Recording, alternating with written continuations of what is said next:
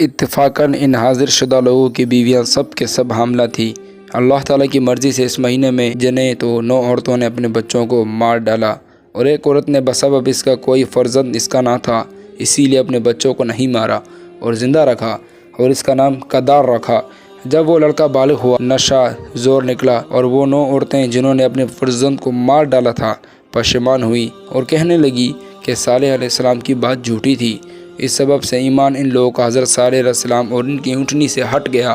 اور ایک روز وہ قدار ایک شخص کا نام اس کا مستا تھا، اس کے ساتھ مل کر ہر قبیلے سے ایک شخص نے باہم متفق ہو کر اور خوب شراب پی کر اونٹنی کو مار ڈالنے کی صلاح کی، اور یہ کہا کہ یہ پانی پینے کے لیے جب کنویں کے کنارے پر جائے گی تو ہم اس کو اسی وقت مار ڈالیں گے۔ اللہ تعالیٰ کا ارشاد ہے، ترجمہ: اور تھے شہر میں 9 شخص خرابی کرتے ملک میں سنوارتے تھے۔ دوسرے روز اونٹنی پانی پینے کے لیے سر جھکایا اور قدار بن سالف مردود نے آ کر اس کی گردن پر تیر مار کر زخمی کر دیا۔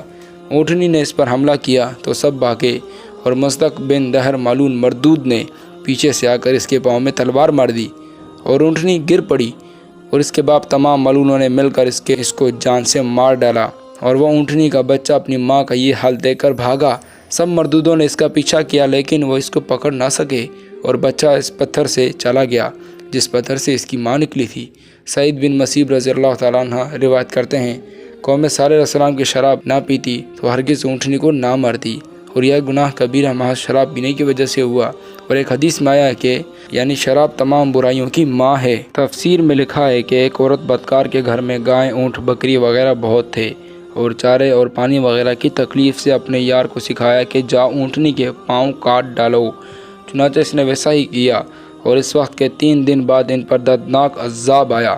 حضرت صالح علیہ السلام نے ان کافروں سے کہا، حیات تمہاری 3 دن سے زیادہ نہیں، اور وہ حیران ہو کر بولے، اس کی کیا علامت ہے؟ حضرت صالح علیہ السلام نے کہا، پہلے روز رنگ روپ تیرا سرخ ہو جائے گا، اور دوسرا روز زرد ہو جائے گا، اور تیسرے روز سیاہ ہو جائے گا۔ جب 3 دن کے بعد یہ علامت مذکور ظاہر ہوئی تو جن لوگوں نے اونٹنی کو مارا تھا وہ مردود سب کے سب حضرت صالح علیہ السلام کے گھر آئے تاکہ حضرت صالح علیہ السلام کو بھی مار ڈالیں۔ تب اس وقت ان پر غضب الہی نازل ہوا، اور جبریل علیہ السلام نے آ کر ان کے گھروں کی تمام دیواریں ہلا دی، اور وہ تمام کافر اپنے اپنے مکانوں سے نکل بھاگے۔ اسی وقت حضرت جبریل علیہ السلام نے ایسی چیخ ماری کہ ایک ہی آواز سے سب کے سب خاک میں مل گئے۔ اور حضرت ابن عباس رضی اللہ تعالیٰ عنہ نے روایت کی ہے کہ ان 7 قبیلوں نے حضرت صالح علیہ السلام سے پوچھا، کس طرح سے ہم لوگ ہلاک ہوں گے؟ آپ نے فرمایا، ایک ہی آواز سے، حضرت جبریل علیہ السلام کی، اور تم سب خاک میں مل جاؤ گے۔